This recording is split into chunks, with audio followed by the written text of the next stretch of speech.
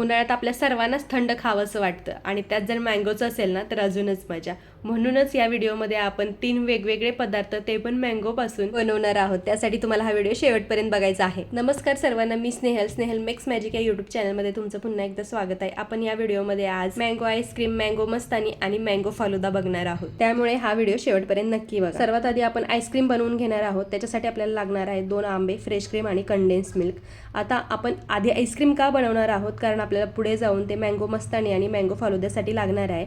So ते आधी आपण बनवून घेणार आहे. त्याच्यासाठी तर मी 2 आंबे धुवून पुसून घेतलेले आहेत. त्याचे चिरून साली बाजूला करून घ्यायचं आणि पल्प आपल्याला मिक्सरमध्ये टाकून स्मूथ बारीक पेस्ट करून घ्यायची आहे. त्यातूनच आपल्याला मँगोचे छोटे छोटे तुकडे करून थोडेसे बाजूला ठेवायचे आहेत, कारण आपल्याला पुढे लागणार आहे. पुढे आता आपल्याला एका भांड्यामध्ये फ्रेश क्रीम काढून घ्यायची आहे. ती मी चिल्ड करून घेतलेली आहे. इथे मी फ्रेश क्रीम 250 ग्रॅम घेतलेली आहे. तसंच मी दुसऱ्या भांड्यामध्ये आईस क्यूब टाकलेले आहेत आणि थोडंसं पाणी टाकलेलं आहे आणि जे आपण फ्रेश क्रीम काढलेलं भांडं आहे ते त्याच्यावरती ठेवायचं आणि मग व्हीप करायचं, कारण आपली फ्रेश क्रीम तशी व्हीप होणार नाही आणि स्मूथ येणार नाही. ॲटलिस्ट 5 ते 7 मिनटं व्हीप करावं लागेल. त्याला स्मूथ आणि क्रीमी टेक्स्चर येईपर्यंत व्हीप करायचं आहे. त्यातच आपल्याला कंडेन्स मिल्क टाकायचं आहे. कंडेन्स मिल्क इथं 200 ग्रॅम घेतलेला आहे. 200 ग्रॅमचा कॅन येतो तो पूर्ण टाकायचा आणि मँगो पल्प टाकायचा. ते इथं मी मँगो पल्प 1 ते 2 चमचे बाजूला काढून ठेवला आहे. आणि त्याचबरोबर येलो कलर पूर्ण व्यवस्थित आला नव्हता तर मी थोडासा कलर वापरलेला आहे, तुम्ही स्किप करू शकता. आता हे सर्व मिक्सचर एकत्र करून आपल्याला एअरटाईट डब्यामध्ये ट्रान्सफर करायचं आहे. इथे मी अमूल आईस्क्रीमचा डब्बा जो होता माझ्याकडे, जो मी खाऊन संपवलेला, त्याच्यामध्ये मी हे सर्व मिश्रण टाकलेलं आहे. त्याचसोबत मी तुम्हाला म्हटलेलं की 1 ते 2 चमचे पल्प बाजूला काढून ठेवायचा, तो इथं मी वरून टाकलेला आहे आणि थोडंसं स्पायरल त्याला मी शेप दिलाय. आणि त्याचबरोबर जे तुकडे आपण बाजूला ठेवलेले मँगोचे ते सुद्धा याच्यावरती टाकायचे, झाकण लावून घ्यायचं आणि पूर्ण रात्र आपल्याला हे थंड करून घ्यायचं आहे. आणि अशा प्रकारे आपलं होममेड आईस्क्रीम खूप कमी साहित्यामध्ये घरीच तयार झालेलं आहे.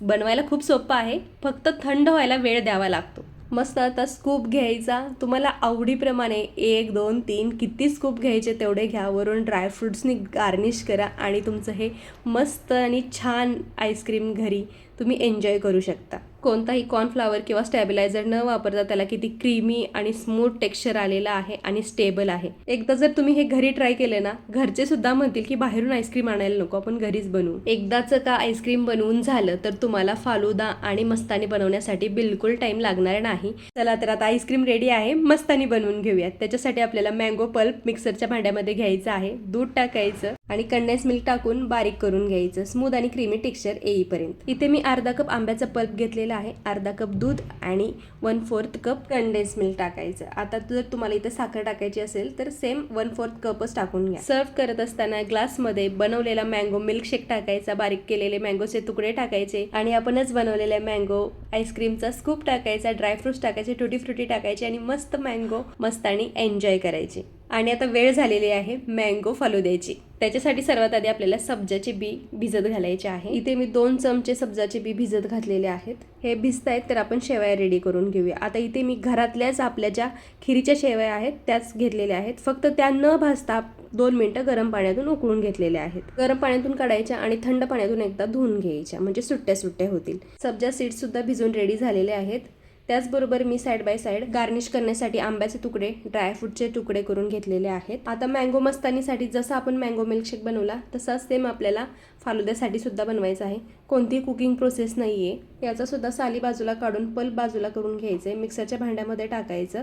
आता इथं मी 1 आंबा घेतलेला आहे तर 1 कप दूध टाकलेलं आहे. त्यातच 1/4 साखर टाकायची आणि स्मूथ आणि क्रीमी टेक्स्चर येईपर्यंत बारीक करून घ्यायचं. आता याचा सुद्धा बेस रेडी झालेला आहे, आपण सर्व करायला घेऊया.